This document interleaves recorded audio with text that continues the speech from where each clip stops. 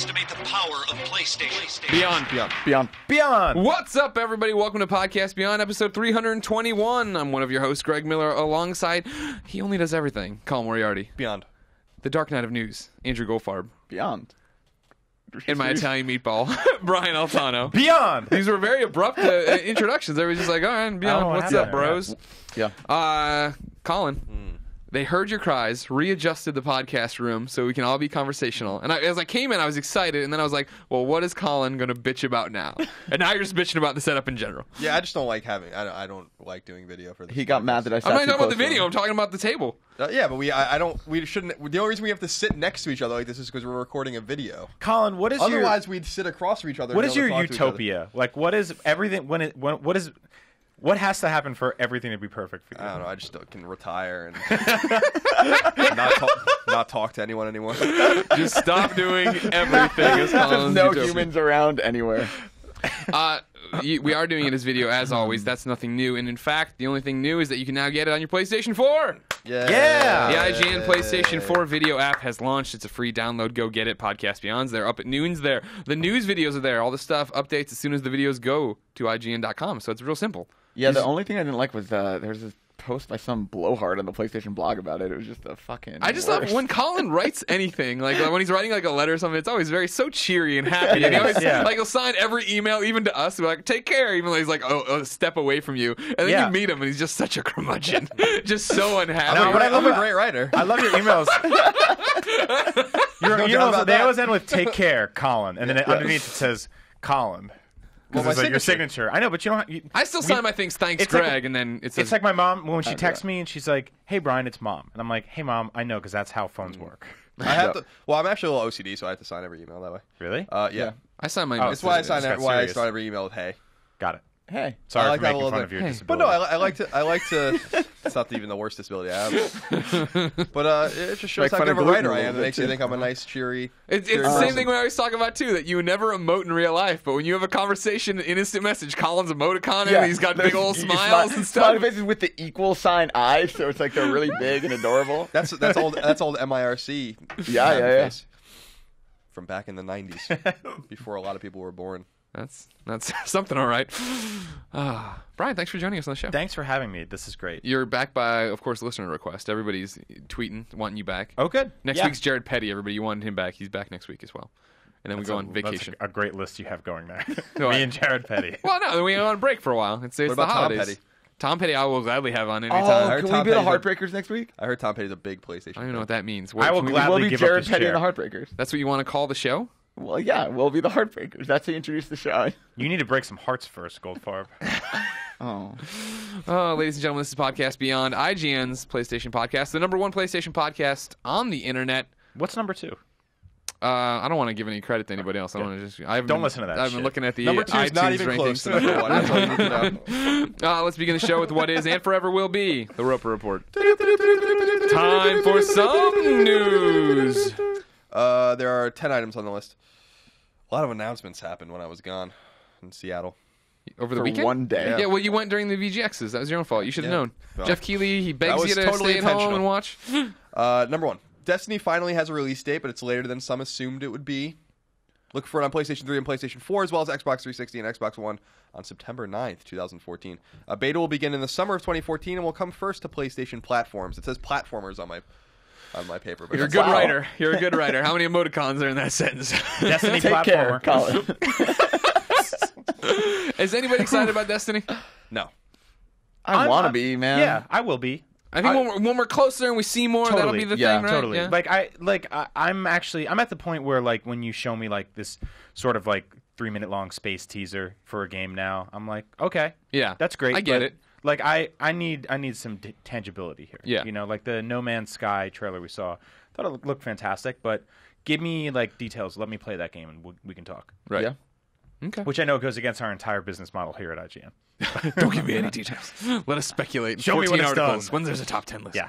Well, and then we're going to say something we see in the preview, and then it won't be that way in the review, and we'll get yelled at by everybody.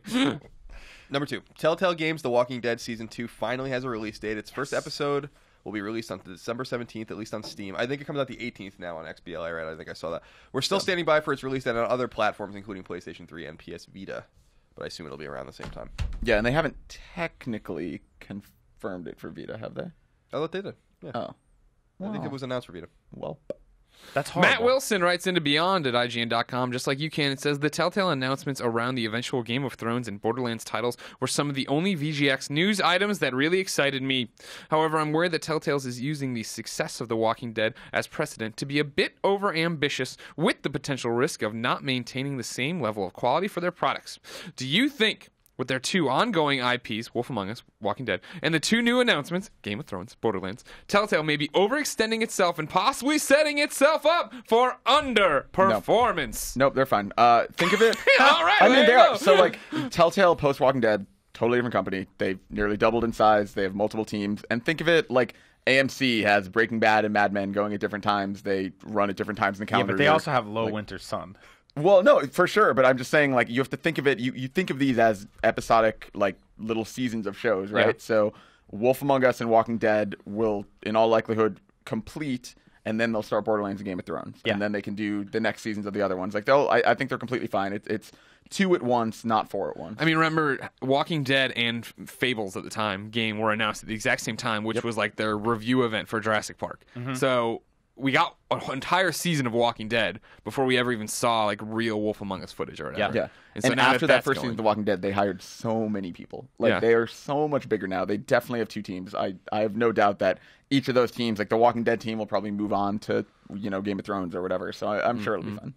is it in the Roper Report, though, Walking Dead release date? That hadn't hit last week in time. Yeah, 2014. Oh, The Walking Dead. Yeah. Yeah. We're I have actually like playing 7. it. I have like 7 Telltale. No, he things just in said here. it. That Yeah, was the first one. Jesus fucking Christ, everybody. Sorry. Jumping down. Number 2, Telltale Games. The Jesus. Walking Dead Season 2 finally has a release date. Greg, I thought we were talking I about still Game of love you. Thrones. I'm high. Just high as a But cat. you ruined items number 9 and 10. So thank you, Greg. Oh, well, it's a good way to set him up. I'm glad you left a pregnant pause in between the Telltale stories. Number 3. Dragon's Crown and Persona 4 both put up huge numbers on PS3 and PS Vita. Dragon's Crown, available for both platforms, has sold 800,000 units both at retail and digitally, while Wow. Persona 4 Golden has sold 700,000 copies at Vita. For Vita at both retail and digitally. These numbers include ship numbers, so there is likely a small amount of stock that hasn't yet found its way to consumers. Huge numbers. Dragon's Crown will, I am sure, get a sequel. No, that'd be nice. I like that Dragon's Crown game. Persona 5 comes to PS3 next year. It'd be nice to see. So, like, in 7 years, we'll get a Yeah. Vita. A Vita expanded. HD. I yeah. wouldn't be shocked, like totally shocked, if Persona 5 was on Vita and PS3 at the same time. I would be. At the same time, because here's the thing about Persona 5, people complain about it not being on PS4, but think about how long the game's been in development and how long they've been teasing stuff about it. Like, it makes sense to get it out on PS3, then if they're going to do PS4, if they're going to do Vita, that would happen a year or 2 later. I think that makes perfect sense. Yeah, I mean, the team that is making the game made Catherine, so you assume that 2011 they were probably working on it. So. A lot of block puzzles coming. No, Yeah. I hope so. Catherine's awesome. Got to get that step tornado. Number 4. Tomb Raider is officially coming to PlayStation 4. Square Enix has revealed that Tomb Raider Definitive Edition will be released for both PS4 and Xbox One on January 28, 2014. It will cost $60 and include all of the previously released DLC and some other goodies. Our friends at United Front worked on this game. There's a lot of kart racing in it. Nice. Kart racing and Hong Kong crime action. Yeah, you can customize everything, too. You really like Tomb Raider. I loved Tomb Raider, except for I didn't like a lot of the characters, and I didn't like where the story sort of went by the end. But Yeah. actually playing it, it was probably one of the most fun games to play that came out this year. That being said, I have little to no intention to replay the entire campaign over again, nor will I ever touch any of the multiplayer DLC. Yep. So this whole package is of no interest to someone like me who's played the game already. If you've never played it before and you have a PS4, oh my god, this is probably one of the best games on your console right now. If not, then I don't really see there's a lot of new stuff bringing me back. Like the hair looks better, okay, but if That bouncing bobbing if ponytail. they remade games every year when had better hair, I'd have to buy everything all the time because that's not a It lot also to fix. already looked really good. It did. It's It looked- one of the better looking games on PS3. Yeah, I was so- saying that to Greg yesterday. At no point during Tomb Raider did I ever stop and go, "Man, this thing's an ugly piece looks of like shit." trash. I did the opposite. I stopped and I looked around. I'm like, "This is a beautiful vista I'm looking at right here." I do think it's cool that this is so far the only thing that we know of that's been ported over that is it's not just like, oh, we increased the resolution. Like, they literally created a new model for the character that is only in this next-gen version. And, Really? And they added all those dumb hair physics and stuff. But I mean, like, it's cool that, like, it's not, people are complaining that it's $60, but that doesn't really bother me because I think it's cool that they put the work into it to kind of, like, yes, it's content-wise the same game, but it isn't just like up-res. Are you going to play it? They're doing more to it. I mean, I would replay it.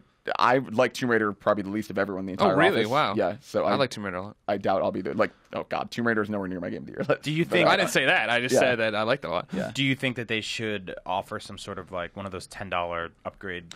I mean, that would. Are you saying there's enough here to justify this being a new, like sort of like Wind Waker HD? I'm in between those two statements. I think it would be great if it was a $10 upgrade, but at the same time, it's not like Madden and Assassins and all these other games that are literally the same game but at a better native resolution. Yep. Like, this is, they apparently, so they claim anyway. Obviously, we haven't seen it, but according to the press release and the interviews they did, Lion-ass Crystal Dynamics. Carl Stewart. They claim that it's a totally new character model for Lara, that they rebuilt everything from the ground up. Yeah. Not like all the environments, obviously, but that they like new textures, new everything. Yeah, they got the Sleeping Dogs team to do it, right? Yeah. Which is interesting to me because it's both of those games were actually considered sales underperformers. Right. So well, that's why they're doing this. Yeah. That's like a big, because the amount of money it takes for them to It's a farm weird this like out little. into- It's like a Little Giants scenario. yeah exactly. Or the Mighty Ducks. Colin. Tim from Michigan writes in. Do you think this is Tim Allen? I hope so. Oh.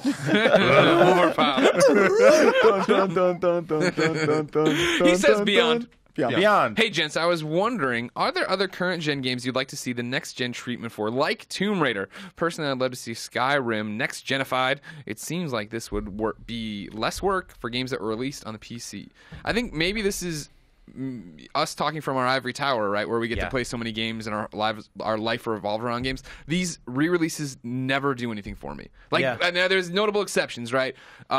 Persona 4, obviously, that's so different. There's been so many years, and it's a new platform. They added new characters, new levels. Right. They added a bunch of stuff. Yeah. But like Tomb Raider, like I love Tomb Raider. I'm never gonna play a Tomb Raider Definitive Edition, and I rarely come back for those kind of like, oh, here you go, this is that repackaged thing. I mean, this year specifically, I think you'll see it more than you usually do because every year you see Game of the Year editions. Like, there's nothing new. Like, they re-release these games and they add all the DLC onto the disc and they make it $60. But this year in particular, like, I wouldn't be surprised if you saw like Bioshock Infinite on PS4 and Xbox One. I wouldn't be surprised if you eventually see GTA 5. Like, I think a lot of the games that came out in 2013, you're going to get next-gen ports of. I kind of agree. I don't really need to replay most of those things. I'd rather see studios work on new stuff, especially United Front Games, right? Like, they're so talented. Like Skyrim came out in 2011. Like, I mean, that game we definitely don't need. You're talking about Skyrim. Like, no, that's not going to happen. But you're getting the Elder Scrolls Online, which I've played and is basically MMO Skyrim. It feels and looks like that. It looks beautiful, ran beautifully. I don't think they're going to go back to the pot that far, but I can see them doing 2013 games. We'll see up-res just like Tomb Raider.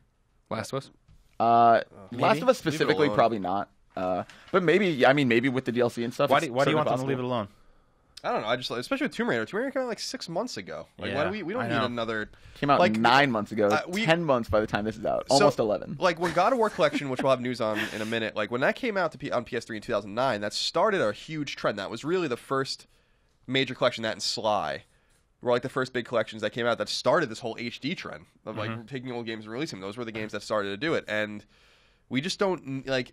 It doesn't make sense for a game that is readily available on a platform you probably own. Like, God of War Collection and Sly Collection made sense because people's PS2s were put away, backwards compatibility was removed, and like so like you could play, and they were like actually looked different because right. You know, like, I think the argument for Last of Us is that if Gaikai isn't in any way, shape, or form ready to get digital versions of PS3 games out anytime soon, Sony's missing the boat, right, on a game that's probably going to win many Game of the Years, and you have an install base now that's huge that means there's a lot of people who are like, I was totally Xbox 360 and now I've jumped to PlayStation 4. Yeah. And that means that they missed Last of Us. There might be money in those coffers. I agree with that. I like the idea of it being sort of first-party Sony games, because that means that if they're going to do what they did with Flower at launch, then I'm like, sure, I'll download The Last of Us double HD for free or whatever it is.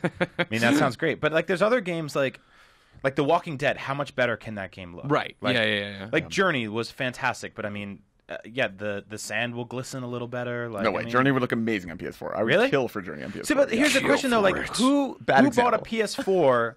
Go to hell. Who bought a PS4 and was just like, yeah, man, this is a great system, but you know what wasn't good? PS3.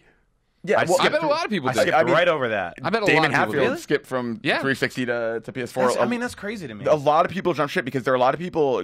Like PS2 was the system, and then a lot of people switched to Xbox this gen, and now they're coming back to the PlayStation ecosystem, and so like they missed all 3 Uncharted games. Like it would be really cool if before that new Uncharted they did some kind of HD collection, like just to take back what I said 10 minutes ago about 2011 games. Yeah, we're basically going back on everything we're all just saying. Yeah, I mean, I'm standing. Now that I think about it, well, I mean like, that I wouldn't replay these games, but I know that there's an audience for them. But Tomb Raider doesn't make as much sense to me because it was cross-platform. Yeah, but I mean, so like unless you were like, man, I don't even care about video games, and you're like, whoa, this PlayStation 4, exactly. Yeah. throw away my books. But I mean, like what they did for Sly, or what they did, like what we assume they were trying to do with the Ico collection leading into Last Guardian, which obviously never came. I can see them doing like the Uncharted trilogy on one Blu-ray, on PS4 for $50 leading up to the release of the new Uncharted. Like that's actually really smart because, like you just said, like there are people who miss those games.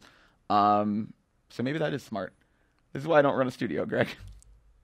There's a lot of reasons. I don't know. I just wish that, like, with Flower and Escape Plan and all these games on PS4, it's cool that they're free if you already own them, so it's a nice little fan service. But I'm actually disappointed that they use their resources to do that. Like, Escape Plan needs a sequel. Why don't you make that instead? Yep. Like I don't like. You know what I mean? Like, because no one owns Vitas. Like, this is a chance for them to have enough people buying that game who don't already own it that they can finance. See, that would be my argument, right? That maybe they were like, well, there's not enough people interested in Escape Plan, but maybe it's the platform. Maybe if we put it out somewhere else, we can get some fire to get another one. I suppose. I just wish that they would use their resources to make new games because, like, Sony sends two different images to its consumers. One is like, we're making new games. We're making Infamous and Drive Club in the order.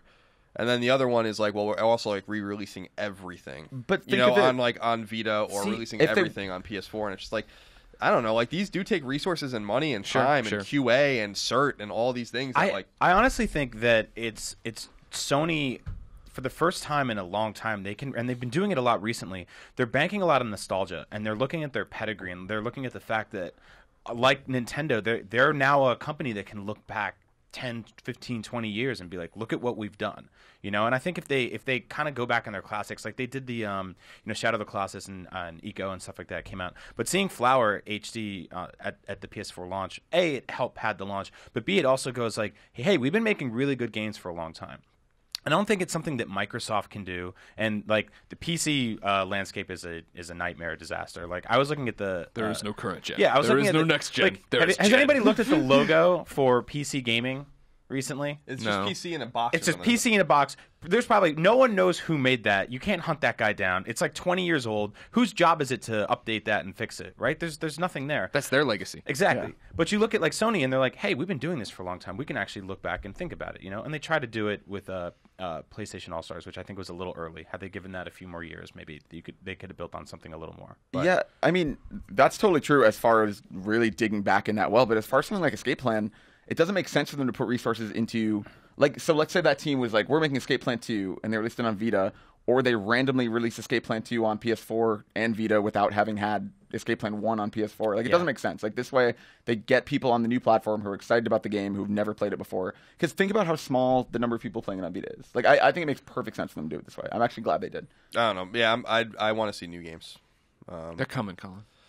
Yeah, they are coming. They are coming. You're in the small group that's like played everything on PlayStation. Like me, I played the demo for Escape Plan on a plane, and I was like, this is cool. And then I saw it on PS4 and I got it, and I'm like, this is great. Now I get to play this straight through. And I don't think I would have done that. Had you put it on PS3 a couple weeks ago, I wouldn't have. But there's not a ton to do on my PS4 right now. So every time there's a pretty new box that pops up on Tuesday? Yeah, Tuesday. Yeah. Then I'm like, yeah, cool. Let me check this out. So, and now when they put out a sequel, I'll be like, I played the first one a few months ago. Yeah, I just don't. I want these things like when I just feel like when God of War came out, collection. I'm not a God of War fan at all, but when that came out, it felt special. Like, yeah, I played. But that was the same thing. They took the PSP games and put them on PS3 because they knew not as many people played them. There was the PS2 games first, and they did it in anticipation of God of War 3, which makes sense. Like we were saying with Sly, it's the same thing. But like just. The Tomb Raider thing struck me as just weird. Like that's more indicative of like poor management at Square Enix that over anticipated how much this game was going to sell and was like doing everything it can to extract money out of people from a game that came out on a viable and vibrant platform that's still alive 6 months ago. Yeah, like that's like pushing it too much for me now. Like that's just like, come on, man. Like just also sell up. You know what else came out 6 months ago? The PC version, which looked way better than the console version. Yeah, So like sure. if that was really your thing, you had that chance back then. But again, too. this happens literally every year. There's Game of the Year editions of games every year. This is just replacing Game of the Year edition. And I think they actually will probably do a current gen standard Game of the Year edition that's cheaper. We will see. I think you have to be Game of the Year to do that. No, That's me you personally. really don't. I know. We've Hey, seen there was plenty a of- Dead Island. Wasn't there a Game of the Year Naughty edition. Bear Game of the Year? Didn't they Was say- there really? Oh, Yeah. God. I think they knew what they were And that's doing. why it's called the definitive edition Well. and not the See? Game of the Year Yeah, I mean, edition. there's no cops over there either. We need cops. Number It's the 5. only time I'll ever say that. The ESRB has rated the God of War collection for PlayStation Vita, indicating its release might be imminent. As you may remember, it was originally announced at E3 2013, but Sony hasn't said a single word about it since. We reached out to Sony for comment. They told me that they have nothing new to announce at this time. Those are fun games. Yeah. I want to see how it does on. I want to see how it feels on Vita. I feel like that would be. Yeah, God of War 1 and 2 are fine. I actually really think those are great games. I just hate Kratos. I just hate him. Yeah, I know. He's So- dumb. I still think God of War 2. I still think God of War 2 is the best in the franchise for Yeah, me. God of War 2 is really. No, Ghost of Sparta. Oh, really? That's my pick. I loved Ghost of Interesting. Sparta. Yeah, Interesting. that was the best one. Yeah, still also really good. Ready at dawn, son. Yeah, both of those Ready at Dawn games are really good. Number 6. Sony patent dug up by CVG and filed in June 2012 indicates that Sony is playing around with the idea of an all-new PlayStation Move. The schematics for the device appear to place a touchpad below the face buttons on the Move, similar to that of DualShock 4. Hopefully, this is nothing more than protecting a patent. Yeah, remember they did PlayStation this Move too, needs where to go away. they put out that one patent, right? That was The break apart. It was the Yeah, DualShock 3 that broke in half to be a PlayStation Move. We never saw that atrocity. So hopefully this is just more. They My- patent a lot of stuff. They patent stuff all the Yes. time. Yeah, and the best part of that patent application was the guy like taping them to his ankles, Yeah. and then he's Yeah, like, yeah, yeah. He's did like, a- "Oh." he did like a bicycle kick in like a FIFA game or I something. mean, it's a cool idea that they're shoehorning touchpads into everything nowadays, but I mean, they should probably figure out what to do with the one on PS4 first. yeah. Because there's Yeah, one sitting Assassin's there. Creed nailed it. Yeah, Done. Assassin's Creed nailed it, but I mean, where's the first party stuff that's using that? Yeah, thing? Infamous is kind of weird, and I feel like the touchpad and the light bar more than the touchpad is going to be something they're going to really regret putting on that controller because now you can't take it out. Like it's the same thing with back touch on Vita. Like you Right. should just get rid of it, but like Sure. you can't Yeah. because then a lot of your games won't work anymore. I'm sure they'll disable the light bar at some point because I see people getting annoyed by it. And A lot of people are bitching that the it reflects off reflection. their screen. It Yeah. doesn't bother me. I don't really Well, miss it. the thing that The doesn't speaker is more annoying to me than the light bar. well, the speaker you can turn off. can turn it off. But the thing that bothers me about the light bar is that it changes, and I would never know that because I'm not staring at the upside down part. I don't like sitting. Sure, the controller's but on like my face. the best example I've seen is when I took the Thief demo at the PlayStation event, right? Because what Thief is, like we were playing in a dark room, like I'd play at home, right? And so you can obviously there's on the screen saying, "Oh, you're in the shadows or you're in the light," based on the little reticle HUD. But instead, when you're visible to other people, it glows white. So like when you're playing in your room, it's pretty visible. Your hands are glowing white or whatever. And then when you're in the darkness, it goes away. So if That's that pretty sounds cool. if it sounds goofy, it was actually really cool in theory. Yeah, I like It's that. also, if use you when could playing turn it, like, it would be cool. I agree that they'll probably do a firmware update to turn it off or something, but it is cool too. Like, I know, like, most games are using it right now to identify which multiplayer player is which, which is really smart because, like, they were showing us at BlizzCon, like, Diablo 3.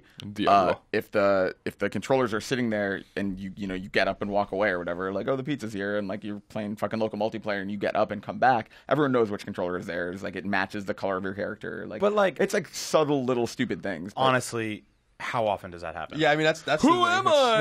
What's your favorite 4-player split screen cooperative multiplayer game I'm on also, PS4? but There I'm are also none. not 15 on No, PS4 I know, but right there's now. none. Yeah, There's none. I mean, like, Greg, you told the story of you went to the Sony event and Yeah. you guys were like, cool, we get to play PS4 all night. Right. And you sat down on the couch and you're like, there's all these controllers.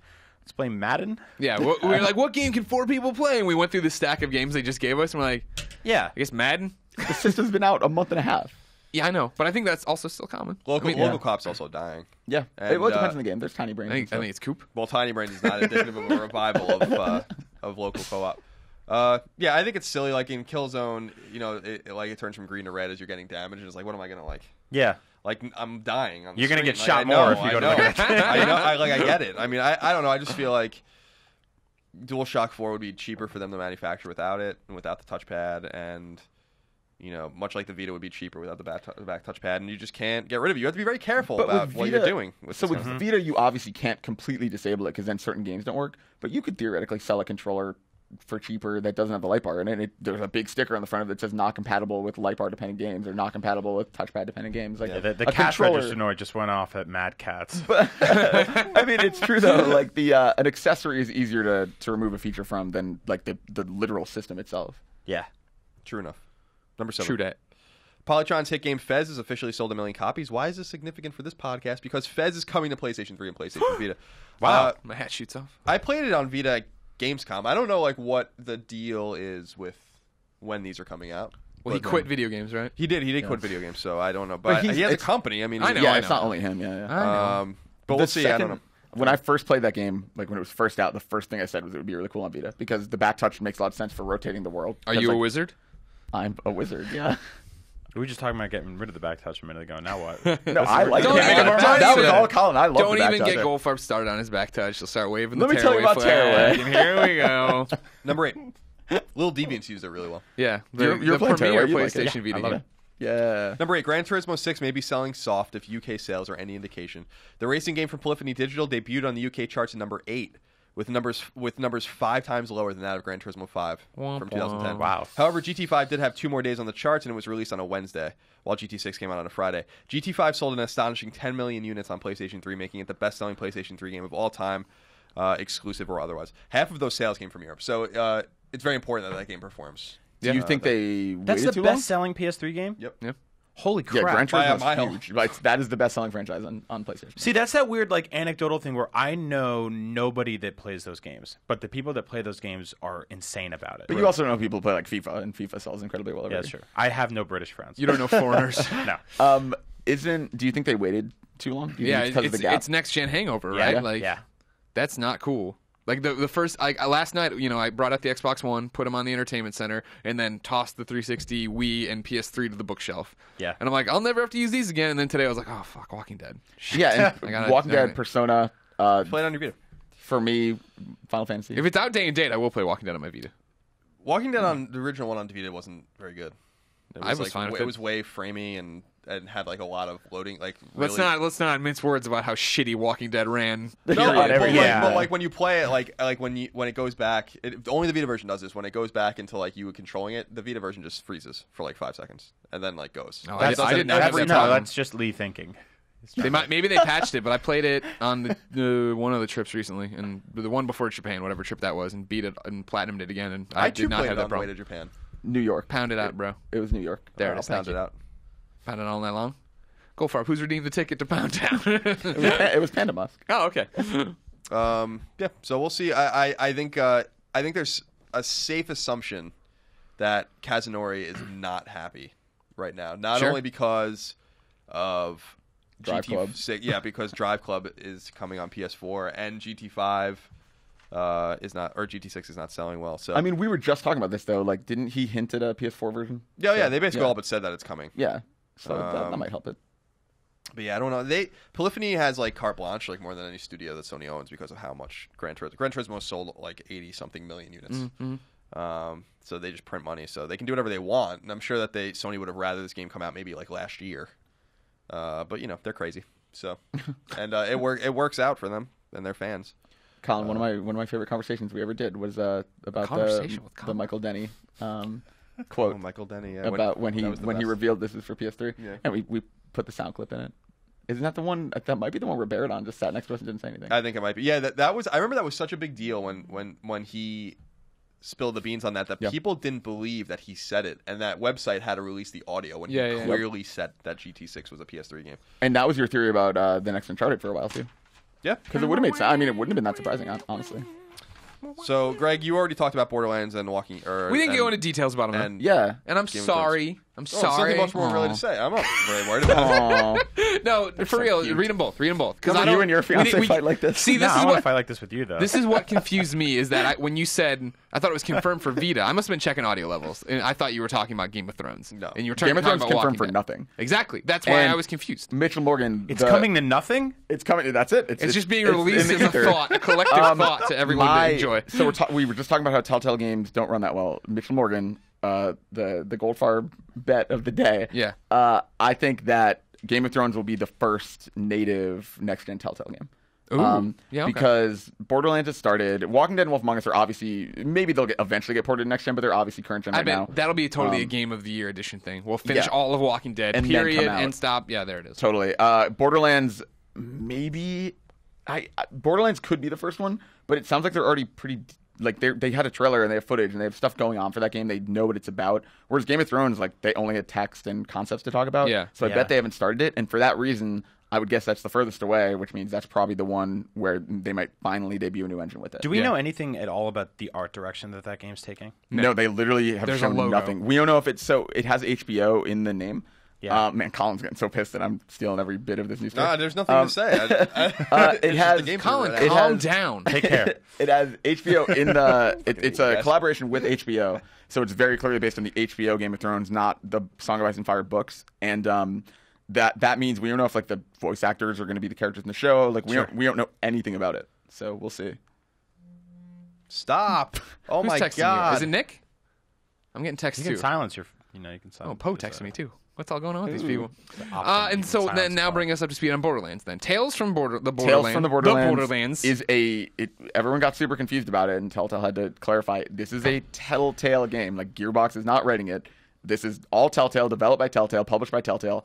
It's called Tales from the Borderlands. It's made with the blessing of Gearbox, and Gearbox were consultants on it. And Give me the they fleshed blessing out the like story there's some together. Italian uncle. Well, they own the IP. You can make this game if you want. The You're my confusing. blessing. You throw change in the back of their car. And go. It's Randy Pitchford. On this today, my daughter's wedding.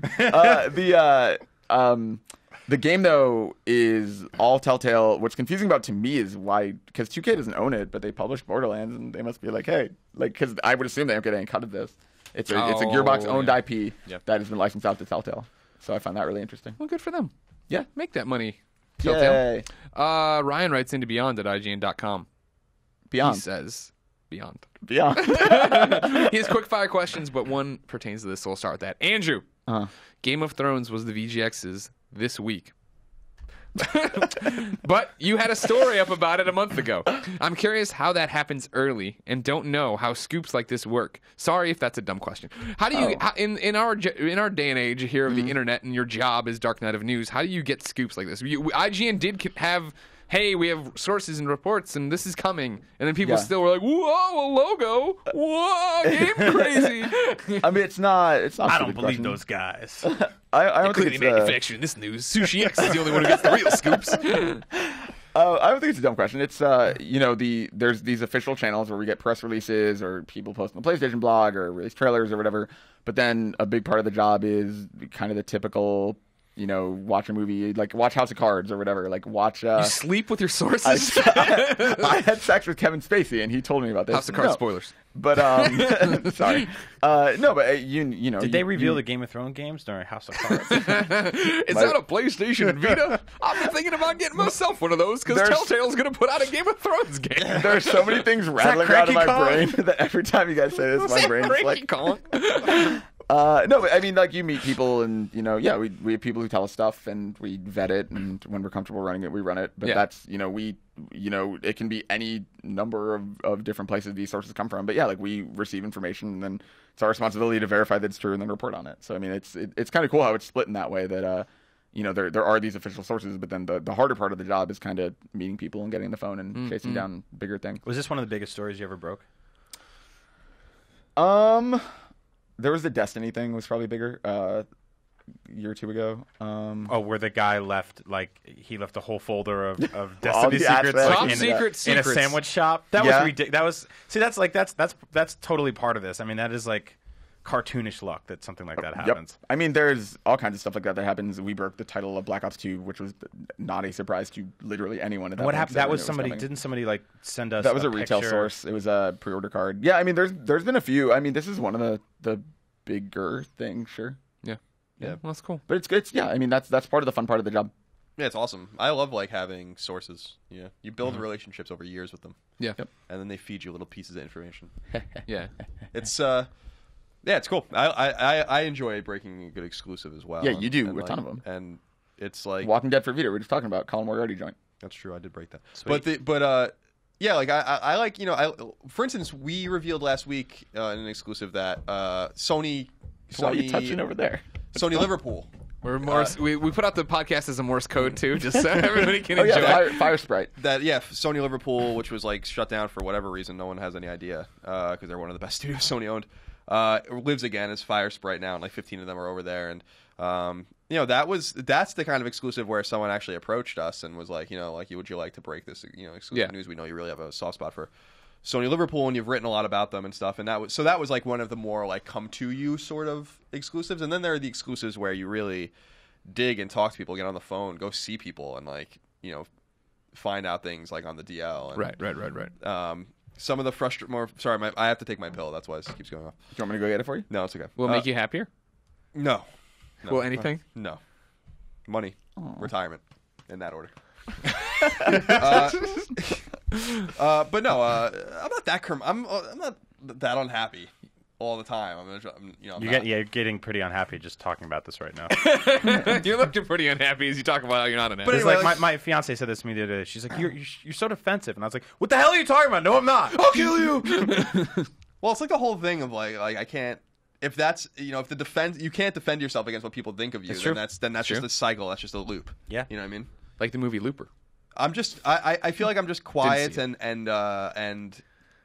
I like things to be a certain way. Okay, there's nothing wrong with that. Curmudgeonly is probably I would throw that word in there too. Well, that's what Greg says, but I don't. It's good though. It's like a good I don't know if I necessarily like the grandfather from the guy from Up. I never saw that. I got the platinum. I got the platinum trophy. You are a curmudgeon. What the This explains so much. But no, I am who I am. I know you are. I'm not asking you to change. I like it if you threw me a bone so much. You weren't mean to me. I'm not mean. You weren't curmudgeonly to me. That's why we work so well together. Well, sometimes it makes me not want to work with you. Anyway, what I was saying was that there are really cool exclusives that you get where you have to really dig and stuff. No, I think those are the most satisfying, even if they're not the biggest ones. Yeah. Because that they're legit. Journalism. Yeah. So, Goldfarb, I'm pumped for this. The Walking Dead season 2. I'm pumped for this Game of Thrones. You mean the Walking Dead, a Telltale series? No, I don't mean that one at all. And I will not say that. But if I wanted to know what was in stores right now, where could I go to find out? The official IGN list of upcoming PlayStation software on all 3 platforms by the IGN editors. Dun dun dun dun dun dun dun. Curmudgeon. I like the Terminator remix. Dun dun dun dun dun. Clements is rolling over his grave. Not much. Not much this week. Doki Doki Universe is available on PS3, PS4, and Vita. Can we talk about that yet? Do I need that game? Yeah. I think I need that game. That game looks dude, you of all people are gonna fucking love that game. Looks wonderful. It looks like Scribblenauts. It looked like you run it's over very there. cool. It's got vibes of Scribblenauts, vibes I think of A Boy and His Blob for you old school NES fans. You were saying wonderful things to me right now. Yeah, I love A Boy and His Blob. People make fun of that game. I'm like, it's fucking awesome. People don't like that. Yeah, game? they don't like because it's too hard because a bunch of people are babies.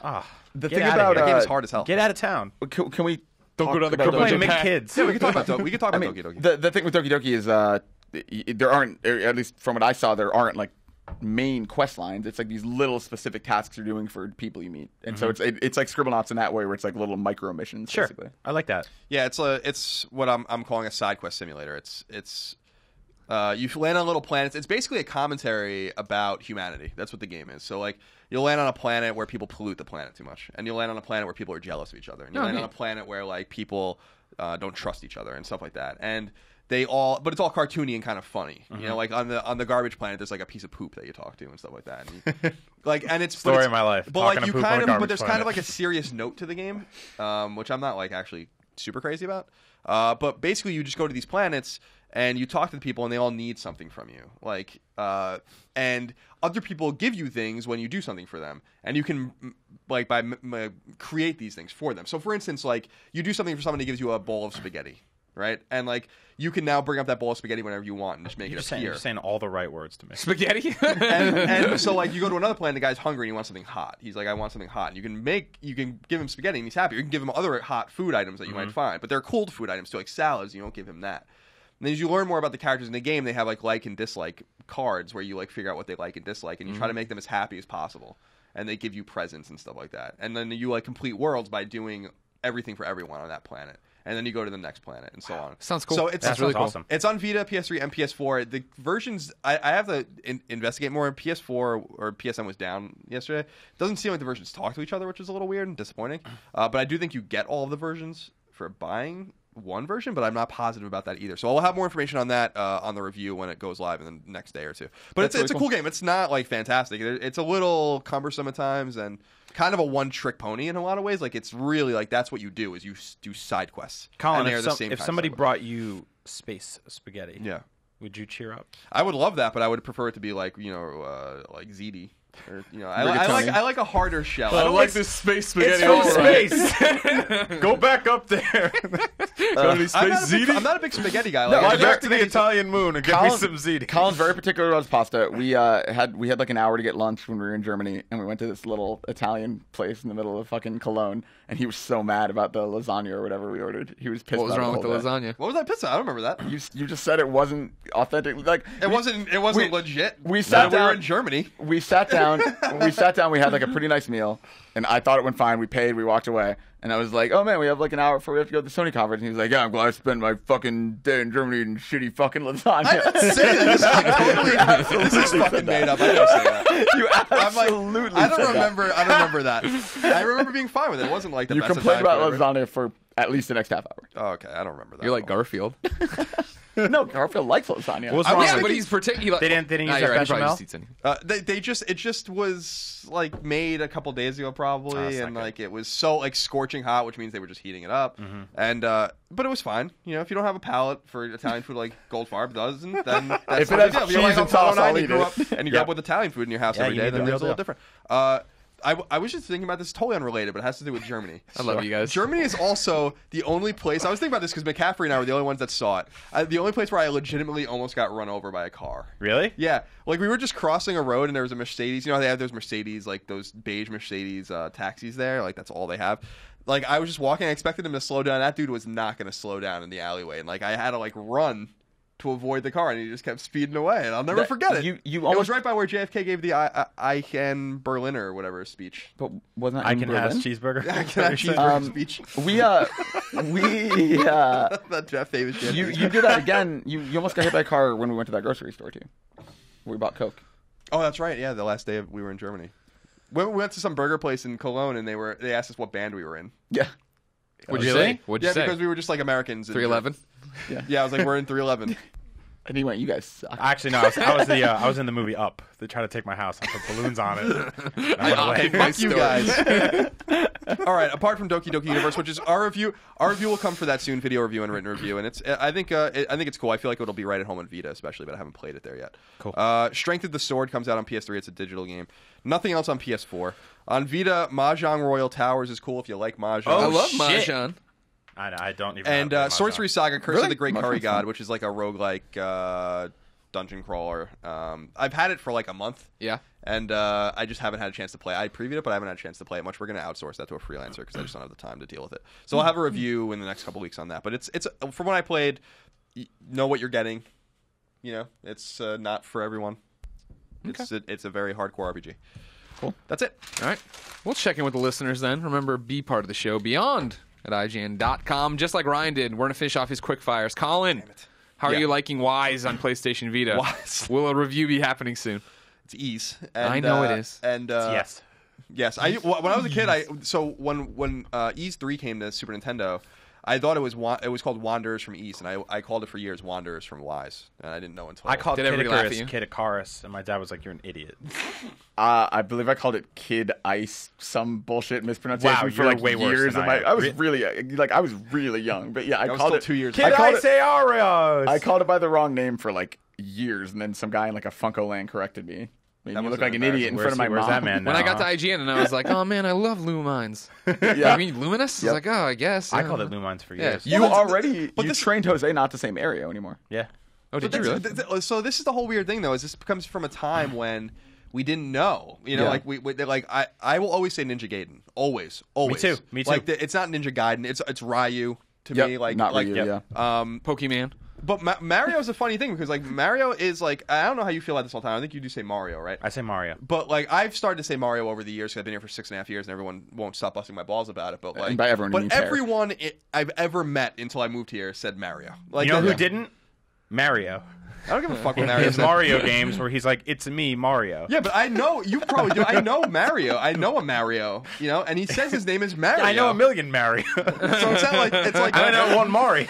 and people like what really pisses me off is that okay, so we're trusting a Japanese company that made a character to tell the most Italian part of the United States how to say a name, and everyone just accepts that. Okay, there was a couple non-canonical Italian things going on in that game too. Okay, like warping. Well, I don't know. What I part of don't Italy you've assume been to. Italians.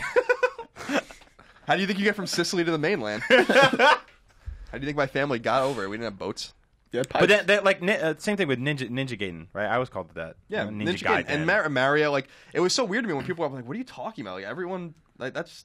And what's funny is that, like, most people that I've met from Long Island or New Jersey, New York City, Connecticut, they do all say it like that. Like Jose is a good example. He's from the Bronx. Got that new Mario. And he says Mario. And it's just weird. I think it's weird that you don't say it like that because you're probably not really from Jersey, are you? You're not Italian. Oh, Yeah, Italian. you guys he know rips off his mask. You totally know.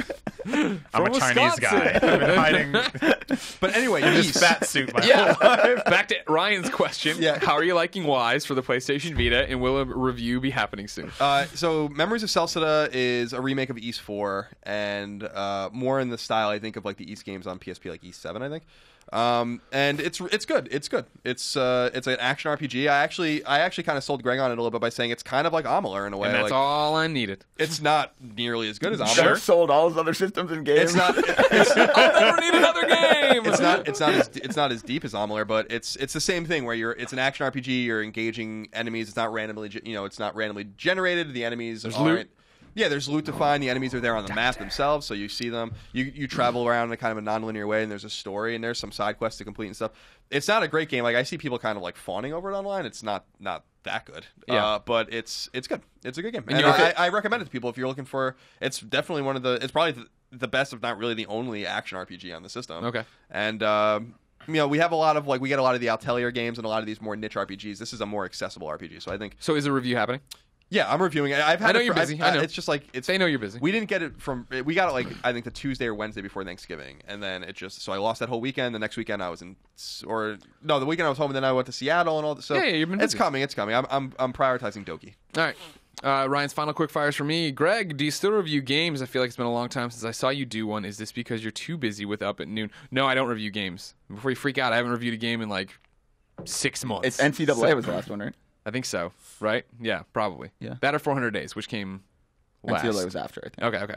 Then yeah. So yeah, and it's kind of related to the Up and Noon thing. Yeah, they just wanted me. I moved to the video team where I could do more videos and put up Podcast Beyond as a video and do these videos and host more crap for IGN because that's where I'm a little bit. Is this the first time we've talked about this in the show? Yeah. Well, I mentioned it yesterday or last podcast. Oh, the veil has been lifted. They know that Podcast Beyond's really recorded every day. No. Yeah, last Beyond, I mentioned it in some passing way that I was like, I hadn't, blah, blah, blah. But I forget what it was. Interesting. But yeah, we kept it quiet just because usually when you do that, it's like when we said we were going to do the videos we were filming that. And people are like, oh, I hope nothing changes. It's like, we've been filming them for like 3 months and you didn't even know. Like, I haven't been reviewing games forever and it hasn't changed anything. It was time for me to move on. The nice thing, everybody always, whenever somebody leaves IGN, somebody tweets me and says, oh, God, Greg, don't you ever leave IGN.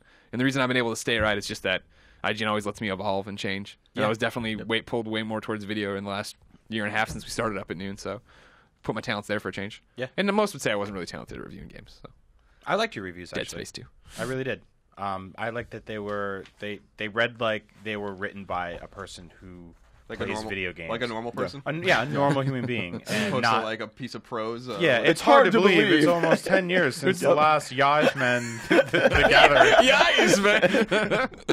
But developer, blah, blah, It's blah. hard to believe Mario has been saving the galaxy for Graphics, 21 9 out years. of 10. Could be good, but not great, but better than bad. I liked Greg. Greg had 2 out of 5. Greg and I write reviews very differently. He had a very I like anecdotal writing a lot. Yeah. And actually Vince, one of our new hires, is like probably the master at anecdotal reviewing, which I think is like he's a great reviewer. You like starting sentences with and? Yeah, I do. And but. You love your conjunctions? Yep. And some people, every once in a while, I get a tweet being like, "You can't start a sentence with that," and then I just send them 8 links with things that say you can. When I edit your stuff, I just try and make them sparing. Well, yeah. So I like to write in a very like just a different way where it's like how I really talk, and you say things like that, but you're like. But you know what? Like this is like you don't like have like commas and semicolons and stuff. You don't massage it. Jeremy Dunham, who was our editor in chief like years ago, left me with really Podcast Beyond Founder. Left me with really valuable advice, which is true. When I was an intern, so this is like 10 years ago. He's like, read everything you write aloud. Yep. And if it doesn't sound right, then it's not written right. And like you read some things out there, and they're just not like they're very complicated and complex, but they don't sound right. No one talks like that. So why would you write like that? That's a really good. That's the best tip possible for dialogue when you're writing fiction too. It works for me every week with Up at Noon. You know, Yeah. I like I used to write such a denser script, and it was so convoluted. And I was just like, you know what? I'm just gonna say what's off the top of my head and then write that down, because that's how I would talk, or how Greg would talk, or whoever's in the script is just sort of like, this is how. I mean, people should write like they speak, and I agree that there's times to get a little more philosophical than that and a little more rich, but for the most part, especially if you're writing about video games. Yeah, the whole point whenever I reviewed games was just the fact that, hey, like, I'm going to talk to you like I'm telling anyone else about this game. I always said, before IGN tried to steal it from me, even though they claimed they invented it, I was like, I always want to be Two guys on the couch. On my couch. Yeah, I'm still in my basement talking to my best friend Poe about what I think of this game. Yeah, that's why I loved your reviews. Is like you would describe a boss fight like you were telling me about it. You're like, and then like this happened, and then just as I thought it was over, blah, blah, blah, this, and this. And that's what made me really feel like, and then you'd talk about how it impacted you personally. And I'm like, that's awesome. That's what I want. Yeah. Yeah, and I think that kind of like that's an accessible way of writing, like, and not in a bad way. It's like I always really liked Greg's reviews too, because they were really conversational, and like you kind of felt like you were talking to him. One of the great compliments I get about my writing is when, and a lot of people say it to me on Twitter and in comments, is like, I hear you saying this in your voice, and like people say that to me all the time, and I'm like, that's the idea, Yep. The critics of people that write like Greg does, for instance, in those reviews, are people that come off like you're not supposed to like video games anyway. Yep. So like why are we even here and doing this? So like we just ignore those criticisms. Like that kind of stuff resonated with a lot of the readers, whatever, and people give them shit about Dead Space or whatever, but people have to find a voice they like. People have to. I didn't put that together. I do that. I do that with both of you guys, where I read your stuff and I read it in your voices, and I didn't put Especially it together Greg. if it was like.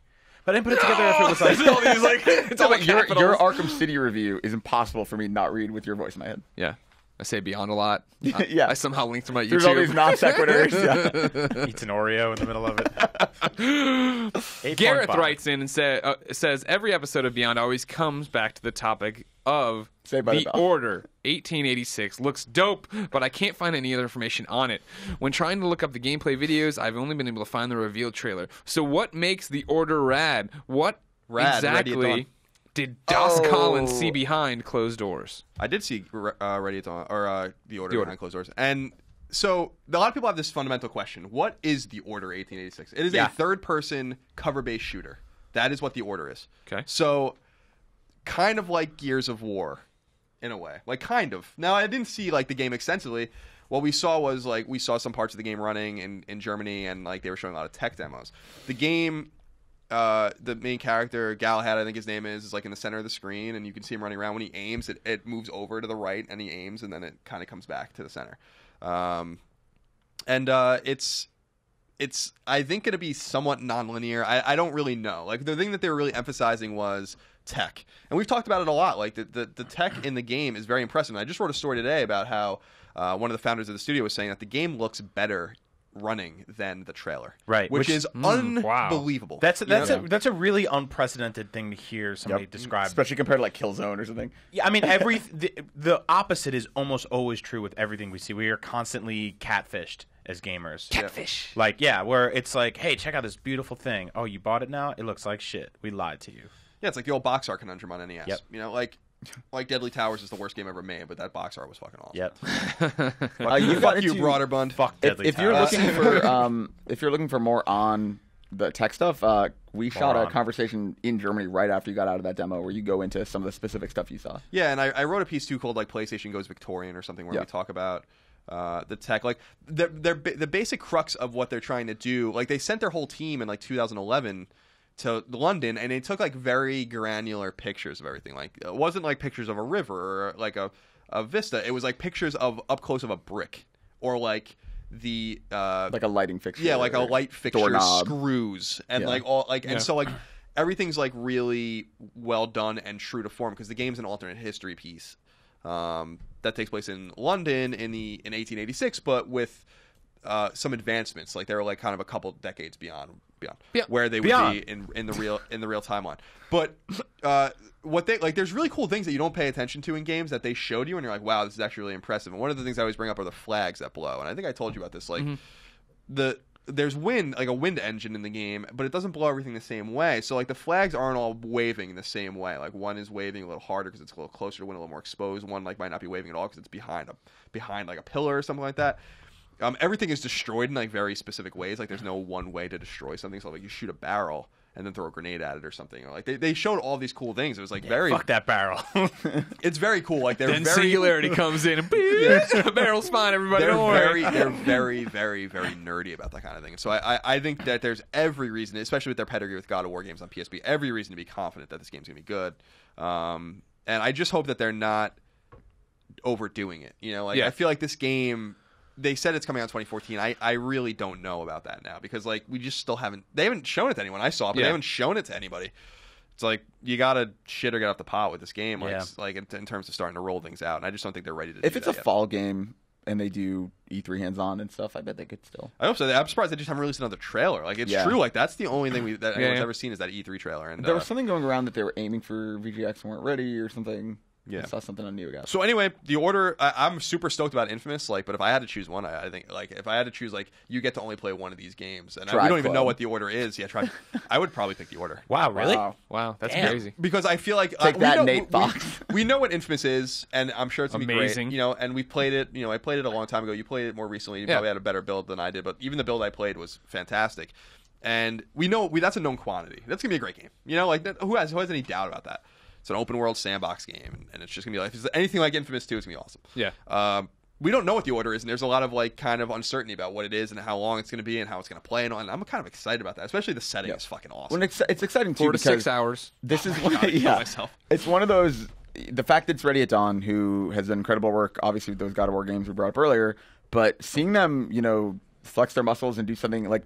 Sony could buy the studio if this game turns out good, and this could be the next great Sony studio. We don't know, obviously, but it's like it's cool that potential even exists, and that's on the horizon. Because I don't think there's really any other analog to that right now. Yeah, they have close connections to some Sony first parties, so like they're getting a lot of talent infusion there. Like Ready at Dawn's connection to Santa Monica is obvious because of God of War, and Santa Monica is helping produce the game. And one of their biggest project before the God of War games was Daxter, which was a half-finished Naughty Dog PSP game that they abandoned. So like they finished. So they have a lot of connections with the Santa Monica, like Southern California development scene, and a lot of Sony's first parties. Didn't they do Okami for Wii? Or they something? did Okami for Wii, and they ported the God of War PSP games, I think, to PS3. So they do like port work too. But I think this game's gonna be cool. I'm super stoked about it. I wish we knew more about it too. Trust me, I'm just as frustrated as you are. Brent has a question for Goldfarb. Uh-oh. Enough of your sitting on the fence, being a bullshitter. Okay. Tearaway or Persona 4 Golden? For overall Vita game? Yeah. Persona 4 Golden. All right, good. I mean, Tearaway is... stay on the podcast. No, Tearaway is incredible, but Persona 4 Golden isn't just my Vita game. Like, Persona 4 Golden is one of my favorite games of all time. That game is that good. So, yeah, that is no question Persona. Not that I don't love Tearaway. You passed the test. Thanks. You've been playing Persona, Brian. No, I'm sorry, Tearaway. Sorry. What do you think of it? I actually really like it. I did the same thing you did where it didn't grab me in the first half hour, 45 minutes or whatever, and everyone kept saying stick with it. And again, it's like what you said, right? Like we have the option to do that here. We have access to so many games and stuff like that. But the more I played it, the more I was like, this is really something wonderful and unique. And it's one of my favorite things it does, and this isn't a spoiler, but you start to unlock real world papercraft in the game that you can print out at a site, and it's really cool. I want to see games experiment with that kind of stuff more, where you sort of are given like a tangible reward for achieving something in a game. I mean, I remember it was very rare, but back in like the NES and Super Nintendo days, it was like, take a picture of this thing here, mail it to us, and we'll send you like a free T-shirt. Yep. Like that was nothing like that happens anymore. Now it's all like, you get a trophy or you get an achievement or something like that. Buy this Mountain Dew and get this much off your next purchase of in-game. Get 5 extra XPs. Yeah, 48 hours of double XP. Dialysis. The one thing I'm surprised at, and maybe they do this. I haven't. Just giving away dialysis. I haven't looked, but I'm surprised you can't make your own character into a paper craft. Yeah, cool. I don't know. We'll see. Cool. But yeah, it's really lovely. It's really inventive. It's wonderful. I got sort of annoyed by some of the stuff it was doing early on, but then it all worked for me. For me personally, and obviously you're welcome to disagree, but for me personally, other than like the little tutorial parts where you're literally learning mechanics, once you use those mechanics in the world later on, to me they feel so natural in a way, even more than Little Big Planet Vita. Like, it is never intrusive, it never feels gimmicky. I actually really, really liked the way it uses backtouch and accelerometer. Yeah, no, and I'm the same exact way. The the sort of elitist in me was sitting there going, why can't I just jump with a jump button right here instead of pounding the back like it's a drum? But after a while, you're like, that's actually really fun. Like, I'm tapping the back of my Vita, it's making drum noises, and my character's popping in the air. That's it's also really cool. harder. Like, the platforming stuff later gets really hard, not because it's like, oh, this fucking gimmicky stuff is so cheap, but because it's legitimately really well designed and difficult. And the platforming towards the end of that game is like super complicated because you're using all of the mechanics at once, but it's really, really cool and really smart and really hard. For me, and I mean, not like unbelievably hard. I think Guacamelee probably gets harder, but I do think there's like smart stuff towards the end of Tearaway that I really liked. Mm-hmm. Especially to get the trophies for beating those levels without dying is maybe I just suck, but for me it's really I truly think that, like, a couple years when the Vita is said and done, people are like, what are the games I have to play that really show what this thing can do? Tearaway will absolutely be one of them. Yeah, I mean, I've said it before. I think it'd be really cool if it was just pre-installed on Vita. I know they would lose money doing that, but my response to all that is no. You're the worst. It just I've played further too, and it's just like whatever. Really? Still Stuff feels like a bland experience. I like the back touch of making him jump, but you're like, it's all seamless and stuff. Like, how many times have I gotten to where I have to move the platform for him to run and jump, and I just see my stupid fat finger come up but not go through the paper, and then I'm like, fucking god, wow, there, really? does it work? Great, it comes up, it's the wrong facing finger. Like, it's like wrapped around. I'm like, maybe there's something wrong with your hands. Yeah, maybe there's something wrong with your back. Maybe it's something wrong with your hands. Do you ever think of that? Huh? I thought they were. Podcast end. Cuts off right there. That would be fantastic. Let's do one more question here. What are we? Oh, here we go. No, I'll go two more. All right. This one's mainly for Colin and Brian. It's from Joe from Michigan. Hey guys, just picked it up Knack, and I'm really enjoying it. Just wanted to tell the Beyond Nation not to be afraid to give the game a try. If you like the old school PlayStation platformers like Jack, Ratchet, and Sly, give this game a shot. Thanks and Beyond. If your PS4 can run it. I was going to say, you guys have run into the same problem that stops you from ever playing Knack. Yeah, it's a little bit too much like an NES game, right? Where you get up and accidentally step on the floor and your NES fucking resets. Yeah, I was enjoying that game. It's very repetitive. It's very simple, but it's never broken and it's never bad. It's just sort of like, Yeah, I mean, I agree. Like, I played it for a few hours probably. Me too. And it started to freeze on me like ruthlessly, and I'm like, fuck this game. Maybe when they patch it, I'll play it again. But I totally disagree. It has nothing on Ratchet or Sly Cooper, like nothing. So like not even. Like, I understand that's the spirit they were going for, but like every mainline Crash, Spyro, Jack and Daxter, Sly Cooper, Ratchet and Clank game is better than Knack. Yeah. Like, I don't, like, they're not even in the same league. Yeah, especially Ratchet, which is probably the I know best you of all guys of them. both had the freezing problem that, like, ended your gameplay experience. I played for, like, 20 minutes with Christine, and I was just like, no, sorry. Like, I get it. I get what it's doing. Sure. Totally not what I invest time in. It's got some problems, too. Like, I tried to play co-op with my fiance, and it's one of those games where it pretends like the second player doesn't exist. Exactly. Isn't that weird that the games still do that? And it's like, it's the power of the PlayStation 4. We can make a robot boy made out of like 1,000 old iron parts. And you're like, okay, can you put player 2 in a cutscene? Nope. We forgot. So like we're running along and the cutscene plays and it's like, you beat the boss. Congrats, the thing blew up. And my fiance was like, where did I go? I'm like, oh, they didn't think you were important when they were making this game. So yeah, so I saw Knack a bunch of times, and like Robo Knack, the second player thing, was not something they even started talking about really until we went to Japan. So it was clear that, to me, I don't know if it's necessarily true, but it seems indicative that this was something I was put in like when the game. I was didn't even know there was co-op in the game until I read Steve's review. Yeah, like, and I didn't until I flipped the box over. Yeah, and I was like, oh, and it's like not real co-op. It's not. It's like you can like siphon the second player's parts if you need it. Like the second player will not dictate where the camera is. It's basically like it's like if the second player runs too far, the script doesn't keep going. Like you can just die and then you reappear. You have no health or anything like that. Like you share power with the first player. It's like if the first player had like a dead imaginary friend. Like if Knack was just like, why is the imaginary friend dead? Guess you're right. Okay. I he can be alive. If you're making him up, sure, he's alive. The one thing Knack, I'll give you that. Knack You're really nails, dark. Knack nails its cutscenes though. I think that like Knack's vocal performances are really awesome. All the they're characters. great, yeah. And the cutscenes are really cool. It's got a very Pixar quality to it, but in terms of sheer gameplay, like Okay, so Knack's vocal not as good as- performances are awesome, except for Knack's voice when he gets big. He sounds like the chef from South Park. He's like, "Hey guys, you ready?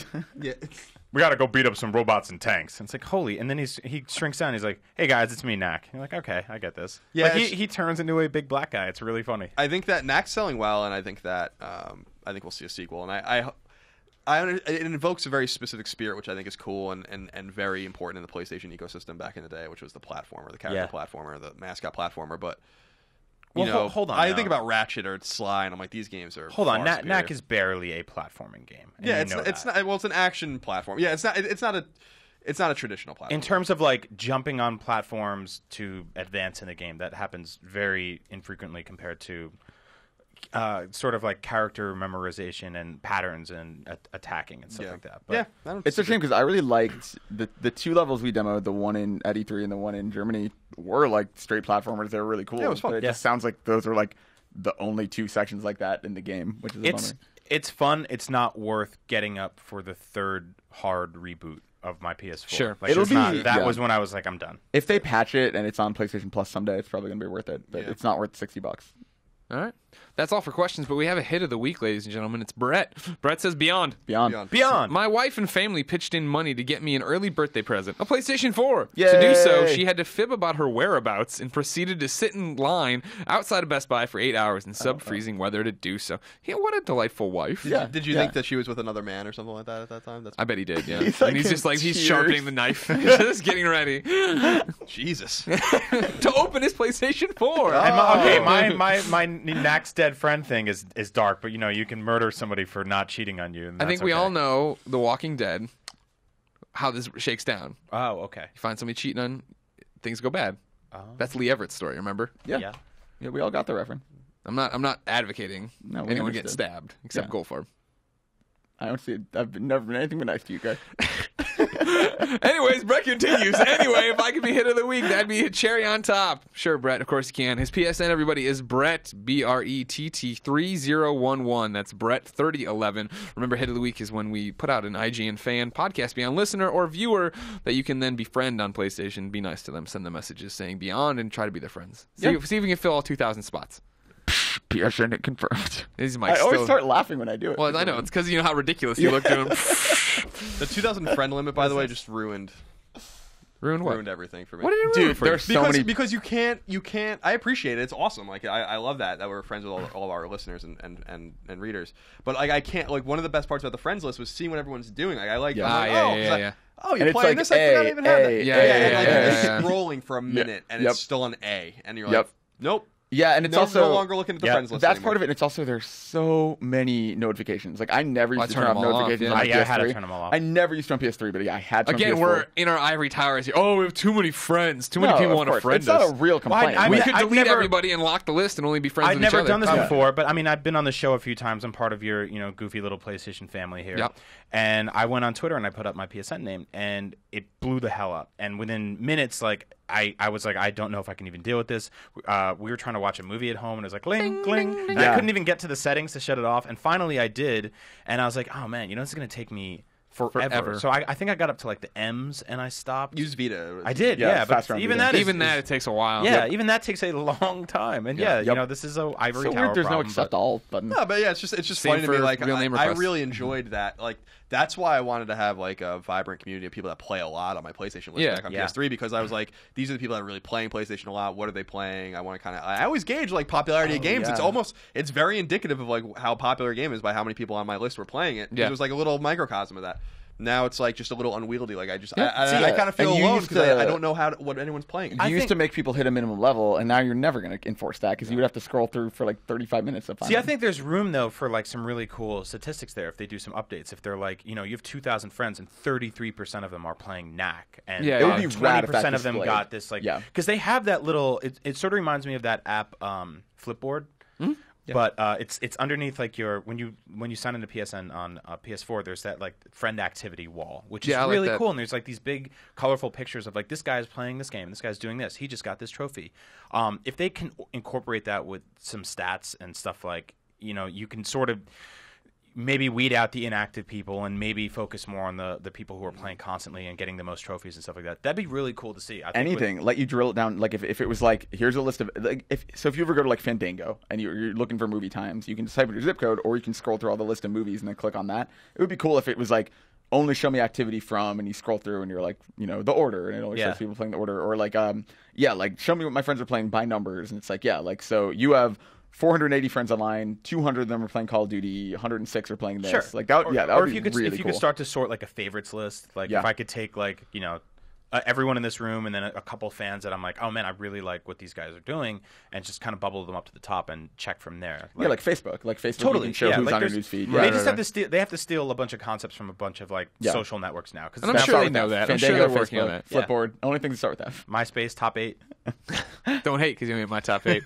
Ladies and gentlemen, that is Podcast Beyond, IGN's PlayStation podcast, the number one PlayStation podcast on the internet. It posts every Tuesday on your favorite podcast service. So go do that. But remember, IGN is what keeps the mics on. So go to IGN.com, watch the videos, read the articles, maybe become a Prime member. On your PlayStation 4, download that IGN app. You could watch this podcast on it right there. You're watching it right now as I do this. I'm going to do that today. Like a robot.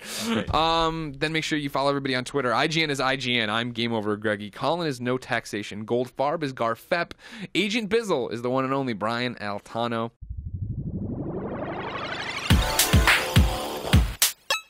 Users lose all sense of reality and enter another world. Remember, do not underestimate the power of PlayStation.